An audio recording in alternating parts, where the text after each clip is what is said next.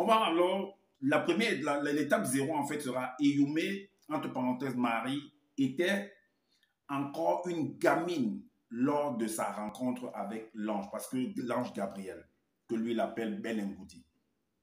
Alors, parce qu'il veut démontrer, il a voulu montrer dans son livre en fait que là-bas, ben, que Marie et Yuma en fait étaient dans la majorité. La majorité là, c'est quel âge?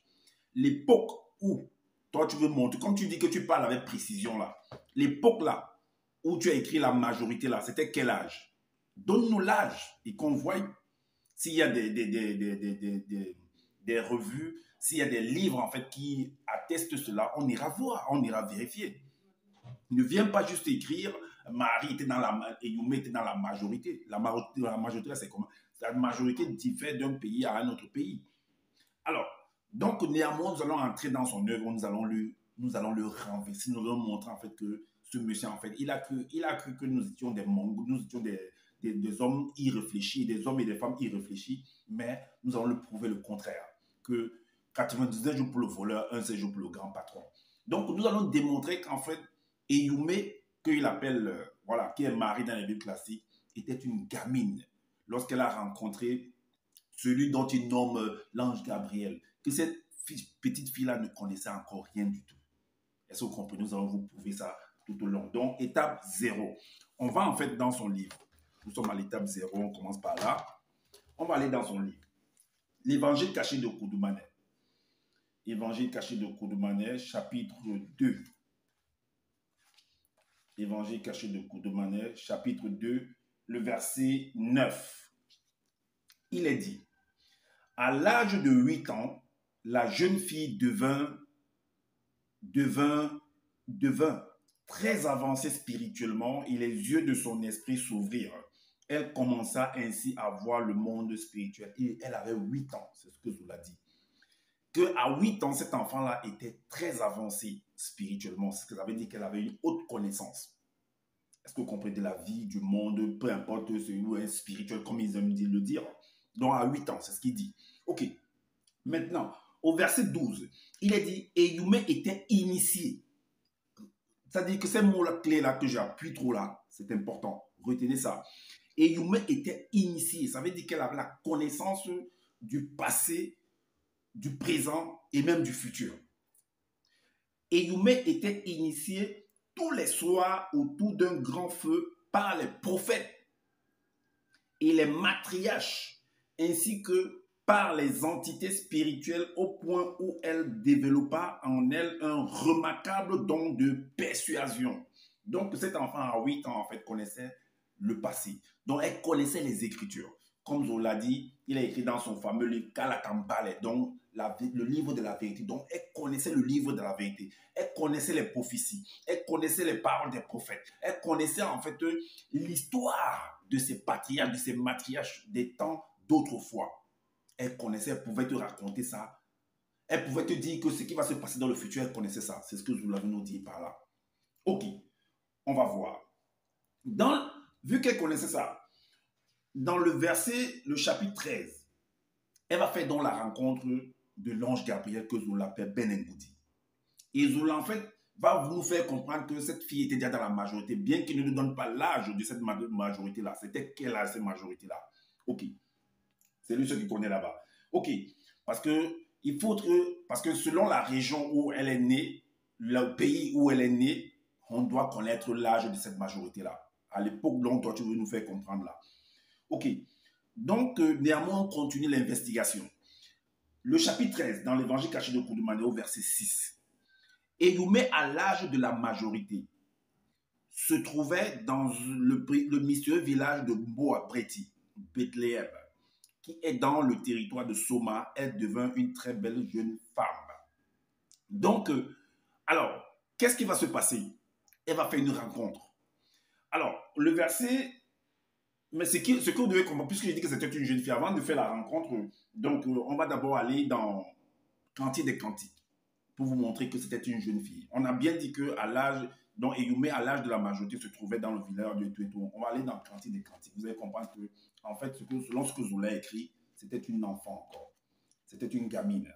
Donc, dans Cantique des Cantiques, chapitre 8, au verset 8, il est dit, le chapitre 8, le verset 8, il est dit, nous avons une sœur, elle est trop jeune, elle n'a pas encore les seins assez formés, mais elle est déjà initiée à la connaissance interdite. Rappelez-vous que cet enfant-là, dans le chapitre 2 de l'évangile caché de Koudoumane, au verset 9, 12, on vous a dit qu'elle était initiée déjà, donc elle connaissait déjà des choses, dont elle avait la connaissance interdite. Ok, on est d'accord. Donc maintenant, elle va rencontrer, c'est là où le verset qui vous montre que c'était une gamine en fait. C'est là, dans Cantique des Cantiques, chapitre 8, au verset 8, nous avons une sœur, elle est trop jeune, elle n'a pas encore les seins assez formés, mais elle est déjà initiée à la connaissance interdite. Ok, maintenant on revient à la rencontre de Youmé avec Ben Ngoudi, qui est l'ange Gabriel dans les Bibles classiques. Qu'est-ce que ça dit? Elle va rencontrer donc cet homme-là. Écoutez, allons voir la conversation de cet homme avec Youmé. Que va-t-elle connaître, comprendre? Dans le chapitre 13, le verset 7, il est dit, alors, Ben Ngoudi, qui est Gabriel, l'ange Gabriel, se manifesta à Wassé afin d'annoncer une bonne nouvelle à Youmé de la naissance miraculeuse d'un sauveur. Donc, l'ange, elle va rencontrer donc l'ange Gabriel, qui on l'appelle Ben Ngoudi. Donc, au cours de cette rencontre-là, dans la conversation, on va lui faire comprendre que tu vas concevoir dans ta matrice un sauveur. L'un des deux. Donc, Zoula, en fait, est venu dire qu'il est le deuxième né. Donc, il est le deuxième, en fait, parmi. Donc, ils sont deux, en fait. Christocentrisme. Alors, maintenant, on va au verset 13. Au verset 16. Le verset 16 nous dit, Ben Ngoudi dit à Youmé, ne sois point troublé, Youmé. Oui, le verbe de Tété t'a montré son amour d'une manière particulière. Tu vas être enceinte, tu concevras dans ta matrice d'une manière extraordinaire et inattendue. Rappelez-vous que cet enfant était initié à la connaissance interdite. Elle était initiée tous les soirs par les patriarches et les matriarches. Elle connaissait l'histoire passée, elle connaissait Kalatambale. Elle connaissait tous les voyages, tous on va dire, les événements que ses ancêtres ont eu à traverser d'une manière ou d'une autre. Elle connaissait cela. Elle connaissait même les choses qui pouvaient se passer dans le futur. Parce qu'on l'avait initiée à la connaissance interdite. Ok. Maintenant, on a dit de 16 à 19. Il est dit que tu concevras dans ta matrice, d'une manière extraordinaire et inattendue. Et tu mettras au monde, au verset 18, un fils que tu appelleras du nom de Koudoumane. C'est pourquoi Zola a pris un verset en fait dans les Bibles classiques. Il a dit que non, voilà, le même verset, que tu lui donneras le nom de Jésus. Ok, ici, Zola a plutôt écrit, tu mettras au monde un fils que tu appelleras du nom de Koudoumane, Moula. Est-ce que vous comprenez? Et la suite nous dit, personne ne sera aussi important et mystérieux que lui, excepté un autre qui vient d'au-delà de la non-existence, comme l'enfant qui sortira de toi. Mais ce deuxième enfant se manifestera à son temps. Donc c'est Zouloula en fait. C'est Zouloula. Ok.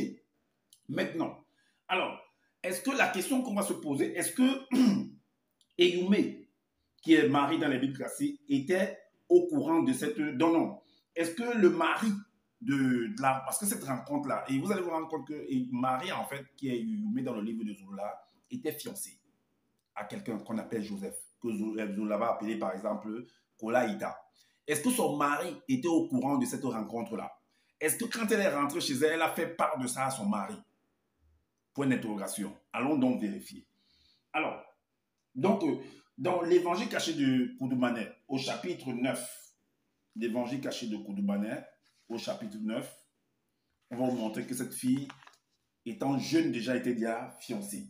Dans le verset 19, le verset 19, il est dit que le lendemain matin, Kolaïta raconta l'histoire à son père et à sa mère, et il leur dit, j'ai vu Youmé près de la rivière antique hier, dans l'après-midi.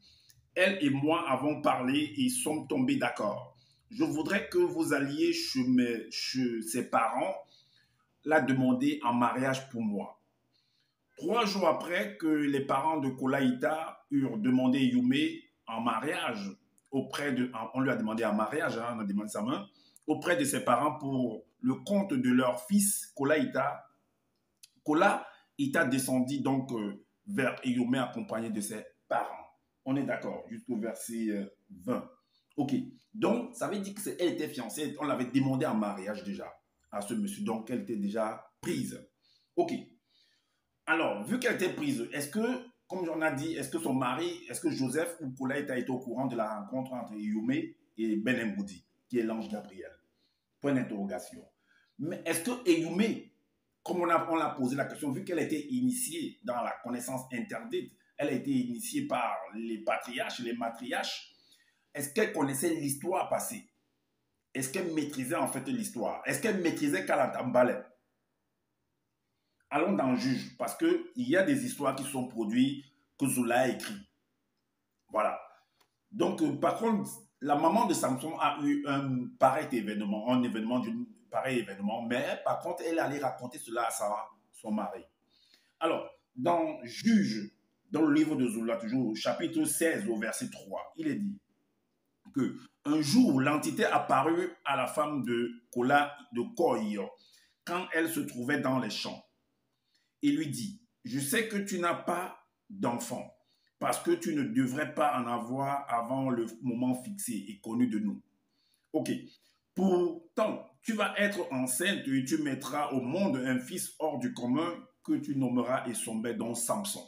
Les mêmes paroles qu'on a annoncées à Yume. Ok. Le verset 6 et 7 nous dit que c'est lui qui commencera à délivrer les non-initiés de Tombouanabila, des Mengouma Madiba, dont des sirènes des eaux. Le verset 7 nous dit que de retour chez elle, la femme parla à son mari et lui dit, l'entité m'est apparue dans les champs tout à l'heure, son aspect était très imposant et terrifiant à voir. Donc, ce qu'on retient là, c'est qu'elle est néanmoins allée dire à son mari, est-ce que Yume l'a fait? Est-ce que Yume allait dire à son mari? Point d'interrogation. On continue. Il est dit en fait dans le livre d'Ecclésiaste, dans le livre d'Ecclésiaste, chapitre 1, au verset 9, il est dit, ce qui a été hier, c'est ce qui sera. Et ce qui s'est fait, c'est ce qui se fera. Il n'y a rien de nouveau sous le soleil. Et Yume était censé connaître ces paroles-là de Kalata Mbale, parce qu'elle était initiée tous les soirs par les prophètes et les matriarches. On continue. Alors, donc, voilà les questions qu'on se pose. Est-ce que Joseph ou Colette a été au courant? Est-ce que Yume est venu dire à son mari? Parce que Samson, la maman de Samson était venue dire à son mari. Alors, est-ce que l'entité lui a dit d'aller faire savoir cela à son mari? Est-ce que l'entité est apparue également à son mari pour lui faire comprendre que voilà le business, voilà le programme qu'on a envie de faire avec ta femme? Est-ce que l'ange Gabriel allait voir son mari pour lui faire ça? Vous faites des choses à l'insu du responsable de famille. Si on accepte que Kolaïta est le responsable de la famille. Ok. On vous montre que Yume ne maîtrise pas en fait l'histoire du passé. Elle ne maîtrisait rien. Donc, contrairement à ce qu'on veut nous faire comprendre qu'elle était initiée, qu'elle connaissait des choses, elle a été initiée par les martyrs, elle ne maîtrisait pas l'histoire du passé, l'histoire de ses ancêtres. Alors, dans le chapitre 13 de l'évangile caché de Koudmaner, le chapitre 13, qu'est-ce qu'il est dit? Le chapitre 13, le verset 20. Il est dit quoi? Il est dit, et Yume dit, parce que Ben Ngoudi va lui dire que tu vas, l'ange qui est l'ange Gabriel va lui dire que tu seras enceinte et ainsi de suite. Bon, la petite, elle est vierge, elle est encore vierge, elle n'a pas encore couché avec son mari, Kolaïta. Ben, elle va poser la question à savoir mais ça va se passer comment? Si tu maîtrisais l'histoire, si tu étais réellement initié tel que Zola a écrit dans son livre, à la connaissance interdite, par les patriarches et les matriarches, la maîtrise de Kalatambale, tu ne devrais pas poser cette question-là. Tu devais savoir que des choses comme ça se produisent avec mes parents. mes patriarches. Et tu devrais savoir qu'il y a une prophétie en fait qui doit s'accomplir sur toi. Mais est-ce qu'elle le savait? Lisons néanmoins. Le verset 20 nous dit, et Yume dit à Ben Ngoudi, parce qu'il lui a dit que tu vas être enceinte, tu concevras un fils et tu lui donneras le nom de ceci et tout et tout. Alors, vu qu'elle sait néanmoins que non, mais moi, il sait ce que je sais en fait. Entre moi et Yume, ce que je sais, c'est que pour qu'un homme, une femme accouche, il faut qu'elle fusionne avec un homme. Donc, elle ait des rapports sexuels avec un homme. Donc, je dois avoir des rapports sexuels avec mon mari Koulaïda pour qu'un enfant puisse sortir. Mais ce n'est pas ce qu'on va lui dire en fait ici là. Vous voyez la marmaille et la manipulation qu'ils veulent nous faire accepter là. Alors, il est dit ici, alors, et Yume dit à Ben Ngoudi, dont à l'ange Gabriel, comment cela sera-t-il possible? Comment cela peut être possible que je fasse un enfant sans mon mari Koulaïta? Soit si je ne fais pas avec Koulaïta, c'est que je fais avec un autre homme. Nous sommes néanmoins des hommes, des femmes, qu'on peut toucher, nous sommes sur la terre en fait. Alors, voici ce qu'il va lui dire. Puisque je suis Gondé, dit je suis vierge, elle continue à dire je suis vierge. Je ne suis point encore mariée à Koulaïta. Pourtant, avant, là-bas, on nous a dit que non. On a fait une célébration et tout. On l'a donné en mariage pour le mariage entre lui et son mari et Koulaïta. C'est ce que je l'ai écrit. Ok, on continue. Alors, on va aller dans le livre de Malachi. Malachi. Il y a quelque chose qui est écrit là-bas. C'est très, très important. Il est dit que Malachi chapitre 4 au verset 5, c'est ce que Zola a écrit. Il écrit ici que il ramènera la conscience des pères initiés à leurs descendants. Vu que Eyume était initié tous les soirs par les patriarches et les matriarches, ça veut dire que cette initiation-là, on lui ramenait en fait la conscience des pères et des matriarches, des patriarches et des prophètes du temps passé pour ramener ça à son époque, en fait de lui faire comprendre ça, en fait de projeter également sa conscience dans ce que les pères et les mères ont eu à faire hier. Mais est-ce que c'était le cas? Lisons néanmoins. Il ramènera la conscience des pères initiés à leurs descendants. Et la conscience de leurs descendants deviendra la conscience des pères initiés, de peur que l'entité des châtiments en charge du domaine de la nature ne vienne frapper spirituellement chacun d'interdit. Donc, je m'adresse profondément, particulièrement, sincèrement à tous ceux qui sont dans le groupe de Zola, qui sont les adeptes de Zola. Est-ce que quand vous venez suivre, écouter Zola, vous venez, soit peut-être vous êtes toujours ignorant, mais si vous avez déjà la connaissance, parce que moi je suis là pour pouvoir déchirer les rideaux, briser les sceaux, vous exposer toutes ces zones d'ombre que vous n'arrivez pas encore à voir. Si vous les voyez et que vous devenez, vous ne dites rien, ça vous êtes des hypocrites. Vous êtes des gros hypocrites. Moi je sais que Zola regarde mes vidéos, je sais que vous venez regarder, parce que même quand, bien que Zola vous a interdit de venir regarder mes vidéos, parce que vous savez que je dis la vérité, de peur que ça vous bouleverse. Alors, donc, si vous ne dites rien sur là, soit vous êtes ignorant, soit vous connaissez et que vous restez tranquille, vous êtes des hypocrites. Donc, voilà ce que Malachi 4, verset 5 dit. Donc, Eyume était censé connaître cela. On continue. On retourne dans l'évangile caché de Koudoumane, au chapitre 2, le verset 9. Il est dit, on rappelle encore, qu'à l'âge de 8 ans, la jeune fille devint très avancée spirituellement et les yeux de son esprit s'ouvrirent. Elle commença ainsi à voir le monde spirituel. Il ne faut pas seulement se permettre de venir écrire des choses parce qu'il faut écrire, parce que vous voulez amuser la galerie, parce que vous voulez plaire à la galerie, aux gens. Pourtant, vous ne maîtrisez pas ce que vous avez venu écrire. Moi, je suis là pour t'attraper dans ton jeu. On a besoin de l'âme du crime pour attraper le voleur, l'assassin. Et moi, je suis là pour t'attraper, en fait, Zolo Lassan. Alors, le verset 12 nous dit, Eyume était initié tous les soirs autour d'un grand feu par les prophètes et les matriarches, ainsi que les entités spirituelles au point où elle développa en elle un remarquable don de persuasion. Même, en plus des prophètes et des matriarches, même les entités, que je l'appelle les entités qui sont où il ne pas des choses, des bêtises comme ça, moi je maîtrise tout ce langage-là. Ok, mais elle ne maîtrisait, elle ne connaissait pas Malachi 4, 4 au verset 5. Ok, on continue. Vous allez voir qu'il y a une prophétie que Zola a écrite en mentionnant Origine. Mais si Eyume maîtrisait ça, mais elle ne devait pas poser la question à Ben Ngoudi, comment cela va se passer? Elle devrait savoir en fait. Parce que si on ne vient pas dire certaines choses ouvertement à n'importe qui, elle, par contre, on devait lui dire que non, c'est comme ça que tu vas concevoir cet enfant-là. Allons dans Origine, Eyumé ne savait pas ça. Alors, dans le livre de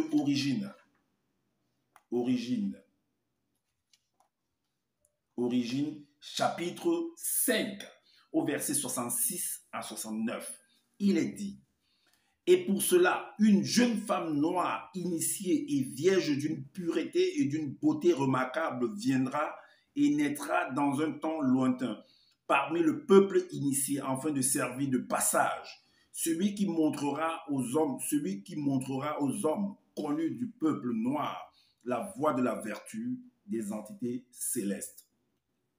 Et cette jeune femme initiée sera connue sous le nom d'Eyumé. Après ces révélations hors du commun, les entités célestes ramenèrent l'esprit de Doubicet, c'est-à-dire Enoch, dans le visible afin qu'il réintègre son corps physique couché sur son lit. Il resta quelque temps en compagnie de sa famille et leur expliqua tout ce qu'il avait vu et contemplé dans le non visible. Donc il a expliqué. Donc on a mis aussi ça sur écrit. Eyumé, est-ce que Eyumé, tu savais ça? Est-ce que Kolaïta, tu savais ça? Vous qui êtes dans la vérité, dans Kalata, est-ce que vous saviez tout ça? Ok, on continue. Alors, Joseph ne va pas accepter en fait la grossesse de Marie. Vous allez comprendre, il ne va pas accepter ça. Donc, il ne va pas accepter. Mais on va essayer, on va venir la madouiller tout ça dans le livre de Zola pour qu'il accepte. Il ne va pas accepter. On retourne au chapitre 13. Le chapitre 13 nous dit, au verset 21. Alors, là, Kolaïta n'accepte pas la grossesse de Marie. Le chapitre 13 de l'évangile caché du verset 21, il est dit que mais Ben Ngoudi lui répondit: le Mundi Moussangi, dont l'Esprit Saint de tes têtes te couvrira de sa puissance. C'est pourquoi le saint enfant qui naîtra de toi sera appelé Mouna Tete, c'est-à-dire le Fils du Père, par plusieurs. Alors, dans Matthieu, dans le livre de Matthieu, Zola n'a pas mentionné ça dans son bouquin, il a sectionné ça. Mais par contre, puisqu'on a besoin de beaucoup d'éléments pour pouvoir attraper en fait l'assassin. Donc, dans le livre de Matthieu, c'est écrit là, c'est mentionné là. Le chapitre 1 au verset 18. Joseph, que Zola appelle Kolaïta, ne va pas accepter en fait cette grossesse-là. Mais nous savons qu'on va, après ça, on va l'obliger, on va la madouiller et ainsi de suite. C'était des jeunes. Donc, comme Eyumé également. Il est dit au verset 18. Au verset 18, non, le verset 19. On va dire le verset 19. Il est dit que Joseph, son époux, qui était un homme de bien et qui ne voulait pas la diffamer, se proposa de rompre secrètement avec elle. Alors, il va vouloir, à cause de ça, il ne veut pas de problème, il ne veut pas que son nom soit divulgué partout, il ne veut pas qu'il passe partout, on parle que non, voilà. C'est une honte en fait. On sait tout ça passer aujourd'hui avec ce qui se produit, on peut comprendre cela. Que c'est une honte en fait, il ne veut pas en fait traîner cela. Alors donc, il va se proposer de ce qui se passe là parce que j'ai entamé déjà une histoire, mais je peux arrêter là maintenant pour que ça ne devienne pas autre chose demain. Parce que je connais ce que représente ce fardeau-là. Donc, je préfère m'arrêter maintenant avec toi. On se sépare tranquillement. Et voilà. Comme les Arabes disent, salam alaikum, salam alaikum. Est-ce que vous comprenez? Alors, donc voilà, il a proposé de se séparer dans le calme pour que ça ne fasse pas de bruit. Ok. Que dit la Bible? Que dit la loi selon cet acte-là? Parce que voilà, Marie qui est Eyumé se retrouve enceinte. Et Joseph, en fait, n'accepte pas ça. Il veut rompre, en fait, secrètement. Qu'est-ce que la loi? Zola, lui, n'a pas mentionné ça dans son livre. Mais on va aller chercher que dit la loi par rapport à ça. On va aller dans le livre d'Hétéronome. Parce que Eyumé va faire la rencontre d'un personnage que Zola appelle Ben Ngoudi, que la Bible appelle l'ange Gabriel. Et de manière, je ne sais pas, bon, je sais que Eyumé, qui est Marie, c'était une femme physique, selon les écrits. C'est un personnage physique. Donc, ça veut dire que si elle fait la rencontre de cet homme, il y a une conversation, il y a un échange entre les deux et il va lui dire, l'ange va lui dire des choses, en fait. Est-ce que vous voyez, qui vont se réaliser en elle? Est-ce que vous comprenez? Alors, donc, dans cette rencontre-là, vu que c'est des choses qui sont purement physiques, je le dis et je pèse mes mots, l'ange Gabriel n'est pas le mari de Eyumé. Et l'ange Gabriel est le collaborateur de Loba. Parce que je vous l'ai dit que Loba, c'est le créateur. Ok, donc ça veut dire que si l'ange Gabriel est venu vers Eyumé, ça veut dire que c'est Loba qui l'a envoyé. Ok, donc ce sont des personnes, ce sont des tierces personnes, ce sont des intrus en fait, entre Eyumé et Kola Eta, parce que c'est un couple. Donc, comme on s'est posé la question, est-ce que l'ange Gabriel a annoncé cela, la rencontre, cette rencontre qu'il devait rencontrer sa femme, ou à tout ce qu'il a dit là, est-ce qu'il a dit ça également au mari qui est Joseph? Point d'interrogation. Est-ce que Eyumé a dit cela à son mari? Point d'interrogation. Est-ce que Joseph était au courant de toute cette affaire-là? Point de cette rencontre secrète? Point d'interrogation. Alors, allons voir la loi. Dans le Deutéronome chapitre, avant de voir la loi, on va d'abord aller dans l'évangile caché de Koudoumane. Avant de lire la loi, on va d'abord lire le chapitre 13. L'évangile caché de Koudoumane, chapitre 13. On va revenir encore au chapitre 13. Chapitre 13, le verset 7. Il est dit, alors Benemoudi Gabriel se manifesta à Wassé afin d'annoncer une bonne nouvelle à Eyumé de la naissance miraculeuse d'un sauveur, de l'un des deux. Le verset 17 nous dit, tu vas être enceinte, tu concevras dans ta matrice d'une manière extraordinaire et inattendue. Alors, donc la fille va être enceinte. Alors, allons voir ce que dit la loi dans cette rencontre où elle va tomber enceinte. Alors, il est dit, à partir du Deutéronome 22, à partir du verset 23 à 26, il est dit, si une jeune fille vierge, et ça s'adresse à Eyumé, à Marie, parce que c'était en fait son statut. Si une jeune fille vierge est fiancée et qu'un homme la rencontre dans la ville et couche avec elle, puisque de cette rencontre-là, elle est sortie enceinte. Elle devait se retrouver enceinte de cette sortie, de cette rencontre-là. Vous les amènerez tous deux à la porte de la ville, vous les lapiderez et ils mourront, la jeune fille, pour n'avoir pas crié dans la ville, et l'homme pour avoir déshonoré la femme de son prochain. Tu ôteras ainsi le mal du milieu de toi. Mais si c'est dans les champs que cet homme rencontre la jeune femme fiancée, lui fait violence et couche avec elle, l'homme qui aura couché avec elle sera seul puni de mort.